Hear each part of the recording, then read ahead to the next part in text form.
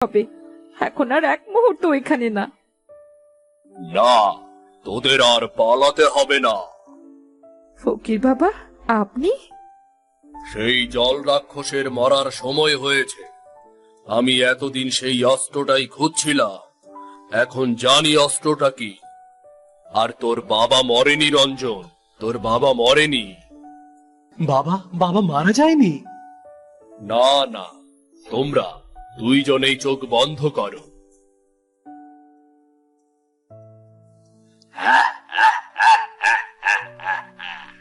তোর প্রাণ আর ছেলের প্রাণ আমি একসাথে নেব, তাহলে আমি আরো শক্তিশালী হব।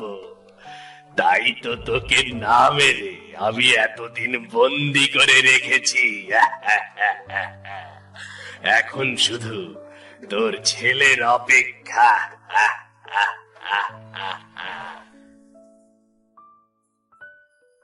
ওই রাক্ষস আমার বাবাকে বন্দি করে রেখেছে। ফকির বাবা, যেভাবেই হোক আমার বাবাকে বাঁচাতে হবে। হ্যাঁ, আমি তার জন্যই এসেছি।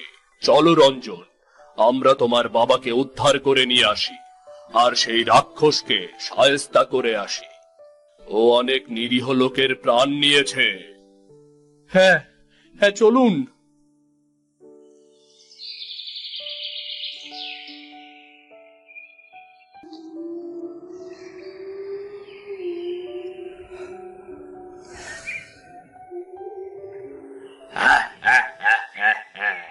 আমি জানতাম রঞ্জন, আমি জানতাম তুই আসবি।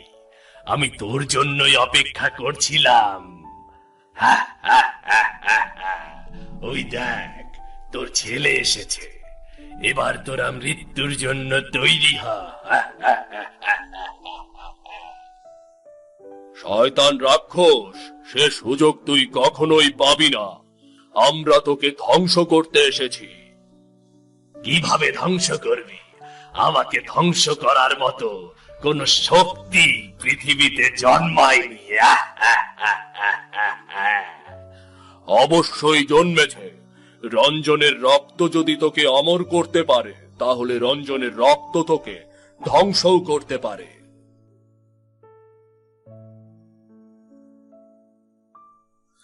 না ফকির, না, খবরদার ফকির, তুই সাবধান হয়ে যা।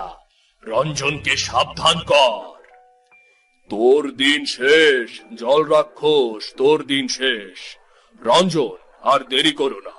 ওই পাথরটার গায়ে তোমার আঙুলের কয়েক ফোঁটা রক্ত দাও, জলদি। ও যদি আমার বাবার কোনো ক্ষতি করে? ও কোনো ক্ষতি করতে পারবে না, কারণ এখন তুমি আছো। তুমি নিজেও জানো না তোমার শক্তি কতখানি। আর দেরি করো না, জলদি রক্ত দাও। আমি অমর হব। তোর এই পাথর আমার কোনো ক্ষতি করতে পারবে না। জল রাক্ষস, তোর দিন শেষ।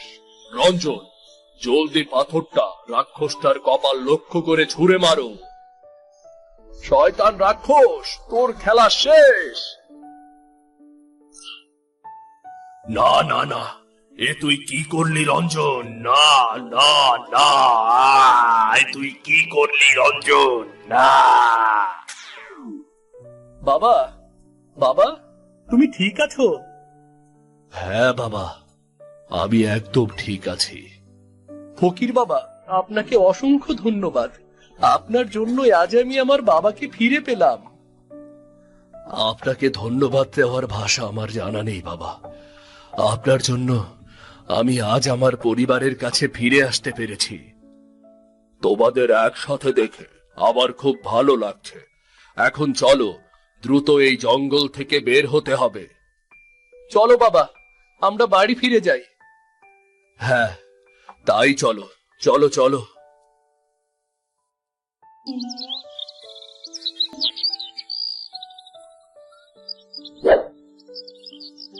আরে এই রাজু, করছিসটা কি? পাখির গায়ে লেগে যাবে তো। আরে না না, লাগবে না। আমি কি সেইভাবে মেরেছি নাকি? পাখিরা ভয়ে ঝটফট করে উড়ে যাচ্ছে, এটা দেখতে আমার অনেক ভালো লাগে। তুই আর মানুষ হলি না না রে? এই পাখির থেকে তীর ছোড়ার জন্য তোর বাবার কাছে কত বকা শুনলি। তবুও তুই ঠিক হলি না। রাজু, রাজু, দেখ দেখ কত হরিণ ঘাস খাচ্ছে আর আমাদের দিকে তাকাচ্ছে কিভাবে। দেখ দেখ দেখ। ওমা দেখ, কত সুন্দর হরিণ। আমি কখনো এমন হরিণ দেখিনি রে। এখানে হরিণ দেখা যাচ্ছে? আমার মনে হয় জঙ্গলের অনেক গভীরে চলে এসেছি আমরা, আর সামনে কোনো ঠিক হবে না। চল এবার বাড়ি ফিরে চল। আরে দাঁড়া দাঁড়া, হরিণের দিকে একটু তীর ছুরি, দেখ কেমন ভাবে দৌড় দেয়। রাজু হরিণের দিকে তীর ছুটতেই হরিণটি সেখান থেকে ছুটে পালালো। রাজু হরিণটির পিছু পিছু ছুটতে লাগলো। আরে ওই রাজু, তুই হরিণের পিছু কোথায় যাস? দাঁড়া দাঁড়া ওখানে। তোরাও আয় আমার পিছু, দেখ সামনে অনেক হরিণ দেখা যাচ্ছে, এক্ষুনি চলে আসবো, তোরা আয় আমার সাথে। কি বাদর ছেলে রে বাবা, তোদের সাথে আসাই ভুল হয়েছে আমার। এভাবে কি দৌড়ানো যায়? আমার যে হাফ লাগছে। ওহো, হরিণটা ফসকে গেল।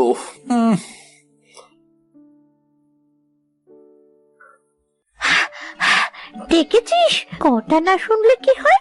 কোথায় কোথায় তোর সেই হরিণ? ঠোঁ পাঁচ একটা।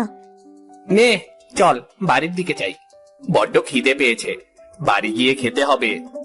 আমার যে খুব খিদে পেয়েছে রে, একটু হাঁটতে ইচ্ছে করছে না। তোদের আর হাঁটতে হবে না, ওই দেখ কতগুলো পেঁপে। আরে বাহ, মনে হচ্ছে পেঁপেগুলো সব পাকা। চল তো কাছে গিয়ে দেখি।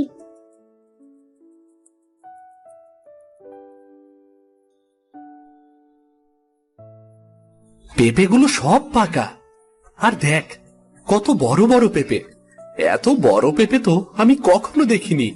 গাছটা মরে গেছে, কিন্তু পেঁপেগুলো নিচে পড়ে আছে। নে সবাই এখানে বস, পেঁপে খেয়ে পেট ঠান্ডা করে তারপর বাড়ি যাব। এই মিঠু, ওই দেখ না, পেঁপের চারা। মনে হয় এই জাতেরই পেঁপের চারা। আরে হ্যাঁ রে, এগুলো অত্যন্ত সুস্বাদু। এমন চারা বাড়িতে লাগালে কিন্তু বেশ হয়। তাহলে পেঁপে চারাটি আমার বাড়ি নিয়ে যাই। যদি পেঁপে হয় তখন সবাই মিলে খাবো। তোর মা তোকে পেঁপের চারা লাগাতে দেবে বাড়িতে? যদি না দেয় তবে চুরি করে বাড়ির আঙিনায় কোথাও লাগিয়ে দেব। তোরা ভাবিস না। চল এবার সবাই বাড়ি ফিরে চল। সে তো পেঁপে চারাটি তুলল।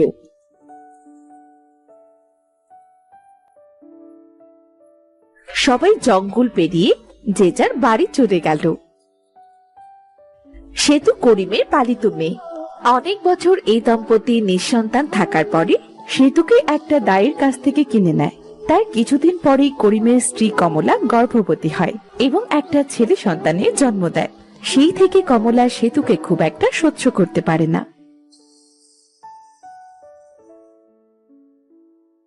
মা, উমা, রনি, এই রনি। দিদি, তুই এসেছিস? রাজু, মিতু, বলাই সবাই বাড়িতে খুঁজতে এসেছিল, কোথাও পাইনি। মা তোকে ডাকছিল। এ মানে ভাই, আমি তো খেলতে গিয়েছিলাম। মা কোথায় রে? মা ঘরে রান্না বসিয়েছে, যা মায়ের সাথে দেখা করে আয়। থাক, আর যেতে হবে না। কিরে সেতু, কোথায় গিয়েছিলি? বলি তোর কাণ্ড জ্ঞান বলে কিছু নেই নাকি? সেই সকালে বেরিয়েছিস। রাগ করো না মা, আমি বিটুদের সাথে খেলতে গিয়েছিলাম। তুমি বলো কি কাজ করতে হবে, আমি তোমার সব কাজ এক্ষুনি করে দিচ্ছি। কাপড়গুলো ধোয়ার বাকি, যা কাপড়গুলো ধুই আয়। আর তোর হাতে ওইটা কি? এই পেঁপে চারা তুই কোথা থেকে এনেছিস? জঙ্গলের ভেতরে একটা পেঁপে গাছের নিচ থেকে পেয়েছি মা। এটা খুব ভালো খেতে পেঁপে, আমি পেঁপে খেয়েও দেখেছি। দিদি, আমার জন্য একটু আনতে পারিসনি? তোর কথা কি আর ওর মনে থাকে? নিজের ভাই হলে ঠিক মনে থাকতো। সারাদিন গেলা আর টই টই করে ঘুরে বেড়ানো। মা, তোমরা আমাকে পর ভাবতে পারবো, কিন্তু আমি তোমাদের কখনো পর ভাবি না। অনেক মানুষের ভেতর থেকে কি এক টুকরো পেঁপে আমি বাড়ি আনতে পারবো? এই লজ্জায় কাউকে পড়িনি মা। নে হয়েছে, মুখে দেখে অনেক বুলি ফুটেছে। যা, সামনে ওই পেঁপে গাছটি লাগিয়ে দিয়ে তাড়াতাড়ি কাজ গুছিয়ে নে। সেতু পেঁপে গাছটি তাদের বাড়ির সামনে লাগিয়ে দিল আর গাছে জলও দিল। পরদিন সকালে উঠে দেখলো গাছটি বেশ বড় হয়ে গেছে।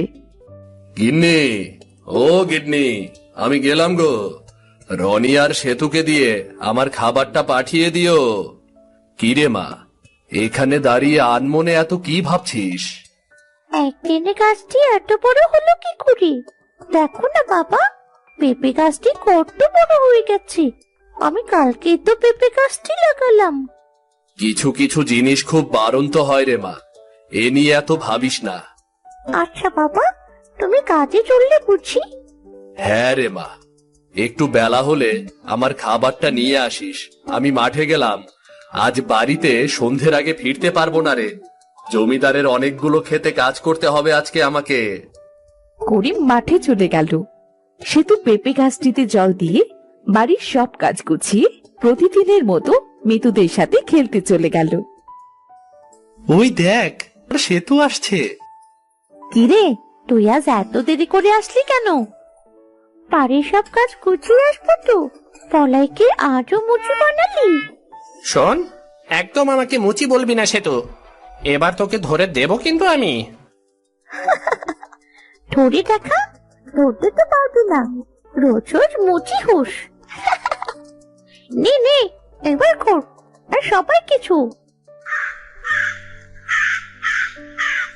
অনেক বেলা হয়েছে, আর খেলতে হবে না। বিকেলে আবার আসিস এখানে। খেলতে খেলতে বুঝতেই পারলাম না যে কখন সময় চলে গেল। হ্যাঁ রে, তোরা জানিস আমার পেঁপে গাছটি না বেশ বড় হয়ে গেছে। সে কি কথা রে, কালকেই না গাছটি লাগালি, এর ভেতর বড় হলো কিভাবে? জানি না রে, দেখলে মনে হচ্ছে দু একদিনের ভেতরই পেঁপে ধরবে। আচ্ছা ঠিক আছে, আগে পেঁপে ধরুক, তারপর না হয় আমরা খেয়ে আসবো। তারা বেশ কিছু সময় কথা বলে যে যার বাড়ি ফিরে গেল। নবাবের বাচ্চা নবাব আজ বাড়ি ফিরলেও সারাদিন খাওয়া দাওয়া বন্ধ সব। লোকটা সেই সকালে মাঠে গেছে, এত বেলা হলো খাবারটা দিয়ে আসতে পারলো না। ইস, বাবার খাবারের কথা তো আমি ভুলেই গিয়েছিলাম। এবার মায়ের সামনে কোন মুখে দাঁড়াবো? মা তো আমায় আস্ত রাখবে না আজ। মা, ভুলে গিয়েছিলাম, বাবাকে খাবার দেওয়ার কথা আমার একদম মনে ছিল না। আমাকে এক্ষুনি দাও, আমি খাবারটা এক্ষুনি দিয়ে আসছি। পোড়ামুখী মেয়ে, খাবারের সময় এক থাল গিলতে পারিস আর কাজের সময় মনে থাকে না? তোর জন্য আমি এখনো বসে আছি খাবার না দিয়ে। হ্যাঁ, আহ মা, মা ছাড়ো, লাগছে তো মা। আজ সারাদিন তোর খাওয়া বন্ধ। পেটে খাবার না থাকলে খেলার কথা আর মনে থাকবে না।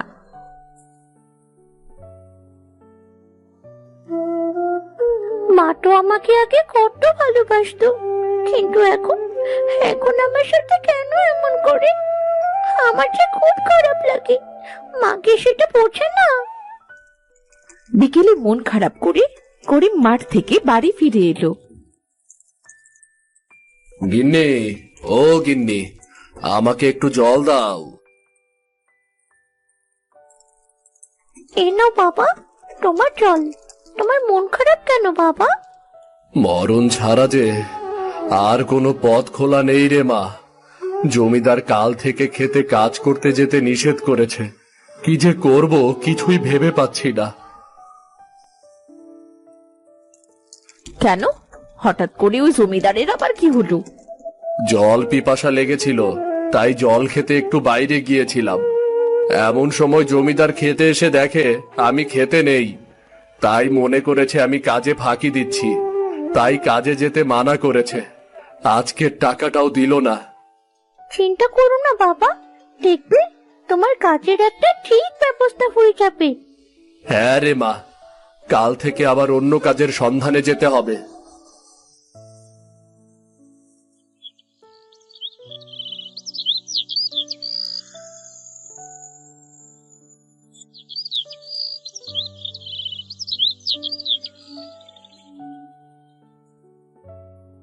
পরদিন সকাল সকাল রহিমা ঘুম থেকে উঠল। সে বাইরে এসে দেখল পেঁপে গাছটি বড় হয়ে তাতে বড় বড় পেঁপে ধরেছে। মা গো মা, এত বড় পেঁপে, তাও আবার একদিনে! সেতু, এই সেতু, ওগো শুনছো গো? আরে তোমরা গেলে কোথায় সবাই? কি গো, কি হলো তোমার? এত চিৎকার করছো কেন? ওগো দেখো, সামনে তাকিয়ে দেখো। এত বড় পেঁপে!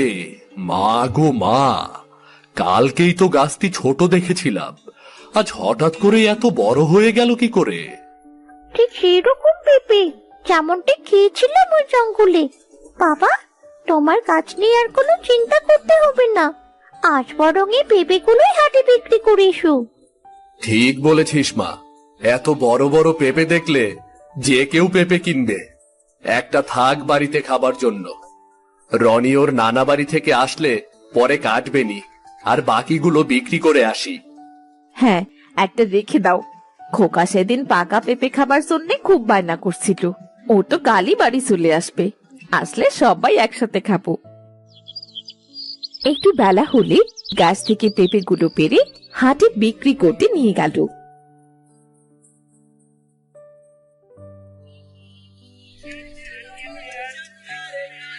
হাটের মানুষ এত বড় বড় পেঁপে দেখে খুব অবাক হলো। কে রে করে এত বড় বড় পেঁপে তুই কোথায় পেলে?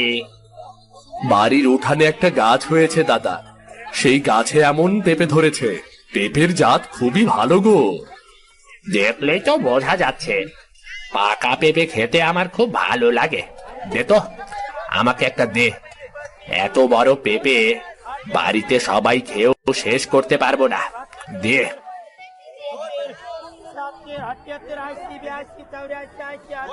করিমের কাছ থেকে যেই পেঁপে কিনতে আসছিল তারা সবাই খুব অবাক হচ্ছিল।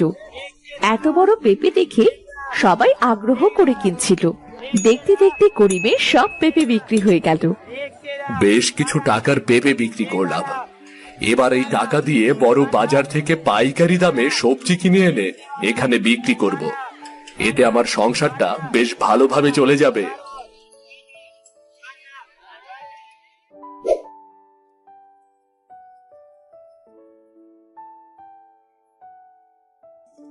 কই গো, এদিকে আসো। চলে এসেছো? বাহ, এত বড় মাছ এনেছো যে! এক একটা পেঁপে 3 ডাবল দামে বিক্রি করেছি। বেশ কিছু টাকা হলো, তাই একটা মাছ নিয়ে এলাম গো। বেশ করেছো, কদিন ধরে খুব বড় মাছ খেতে ইচ্ছে করছিল। আই সেতু, মাছটি কেটে ধুয়ে নে তো, আমি হাঁস মুরগিগুলো তুলে আসছি। আচ্ছা ঠিক আছে মা। একদিনে এত বড় বড় পেঁপে ধরলো কি করে কাছে? আমি তো রাজু, মিতু, বলাই এদের সাথে বললামই না। আমার তো ওদেরকে বলা উচিত ছিল। আমি কালই ওদের পেঁপের কথা বলবো। সেদিন রাতে সবাই ঘুমানোর পর পেঁপে গাছে সেই একটি পেঁপে দ্বিগুণ বড় হয়ে গেল। কাজ করতে করতে তো আমার পেঁপের কথা মনেই নেই। আজ ওদের সবাইকে ডেকে আনবো, সবাই মিলে একসাথে পেঁপে টিকিতে খাবো।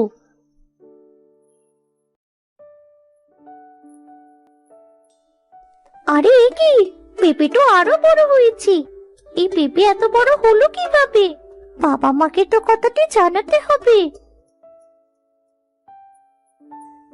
বাবা, তুমি কি কোথাও যাচ্ছ?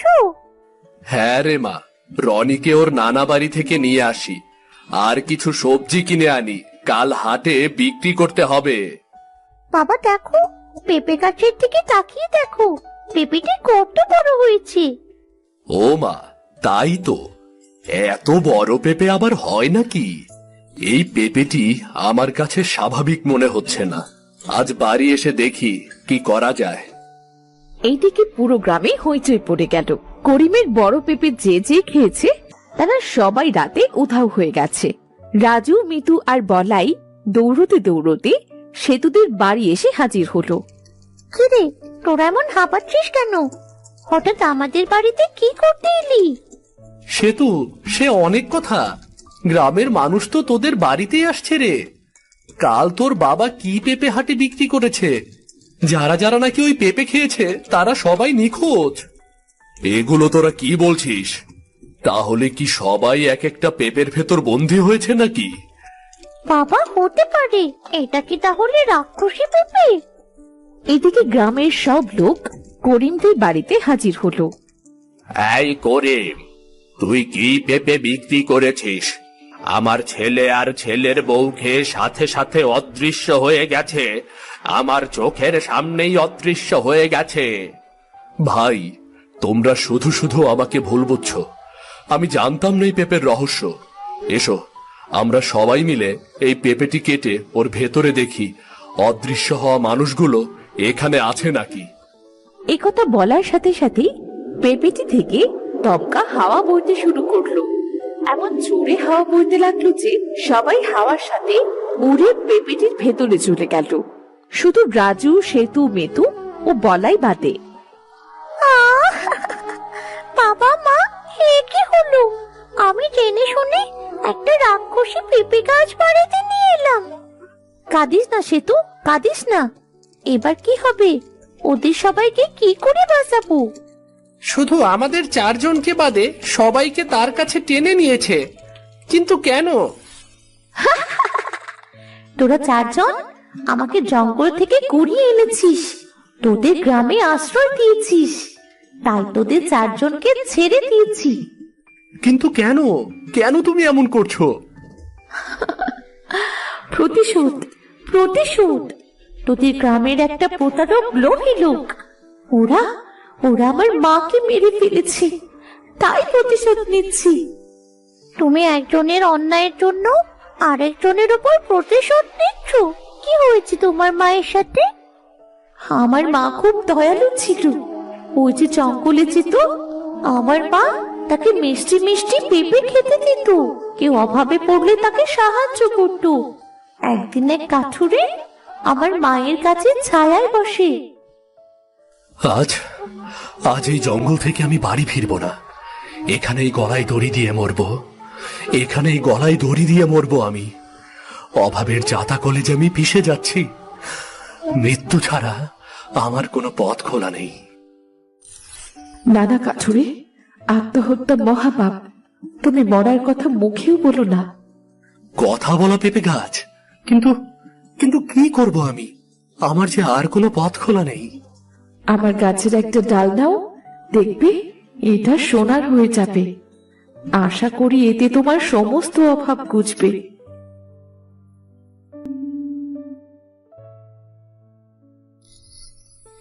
ধন্যবাদ তোমাকে পেঁপে গাছ, অনেক ধন্যবাদ।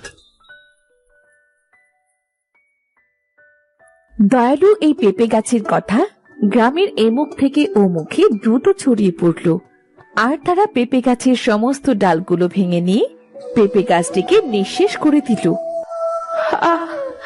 পারলাম না, নিজেকে রক্ষা করতে আর পারলাম না।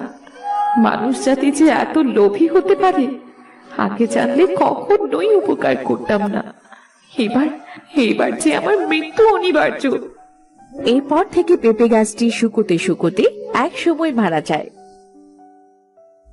আসলে পেঁপে গাছের সাথে যা হয়েছে তা খুব খারাপ হয়েছিল, কিন্তু অন্যায়ের শাস্তি তো আর সাধারণ মানুষ পেতে পারে না, বলো? এই পৃথিবীতে আমার বাবা মা ছাড়া আর কেউ নেই। দয়া করো পেঁপে, দয়া করে আমার বাবা মাকে ছেড়ে দাও। না না, আমি কাউকে ছাড়বো না। এই গ্রাম আমি শ্মশান করে দেব, সবাইকে মেরে ফেলবো। শান্ত হ বাছা, শান্ত হ, ছেড়ে দে সবাইকে। কিন্তু মা, এই মানুষ জাতি যে তোমাকে বাঁচতে দেয়নি, আমার থেকে তোমাকে কেড়ে নিয়েছে মা। সব মানুষই তো আর সমান হয় না রে মা। এই ছোট্ট বাচ্চাটা তোকে জঙ্গল থেকে কুড়িয়ে এনে কত যত্নে করে তুলেছে। এরা চাইলে তোকে মেরেও ফেলতে পারতো, তাহলে সবাই কি সমান হলো? কিন্তু মা, আর কোনো কিন্তু নয় রে বাবা। ক্ষমতার মতো মহৎ গুণ সবার হয় না। ক্ষমা করা খুব মহৎ একটা কাজ। তুই এদের শাস্তি দিলে আমি খুব কষ্ট পাবো। তোমার কথাই যে আমার কথা মা, আমি এদের সবাইকে মুক্ত করে দিচ্ছি। এরপর বড় পেঁপেটি তার পেঁপের ভেতর থেকে সবাইকে মুক্ত করে অদৃশ্য হয়ে গেল। ছোট বাচ্চারা, তোদেরকে অনেক ধন্যবাদ। তোদের জন্য আজ প্রাণে বেঁচে গেলাম রে। আসলে আমরা মানুষ জাতিটা খুব লোভী। যে উপকার করে তাকেই আমরা নিঃশেষ করে ফেলি। এখানে পেঁপে গাছটির কোনো দোষই ছিল না, আমরা মানুষেরাই খারাপ ছিলাম। ঠিক বলেছিস করিম, অতিরিক্ত সহায়তা অনেককে অকৃতজ্ঞ করে তোলে রে। উপকারের ঋণ আমরা মানুষ জাতি ক্ষতি করে শোধ করি, বুঝলি? সবাই যে যার মতো বাড়ি ফিরে গেল।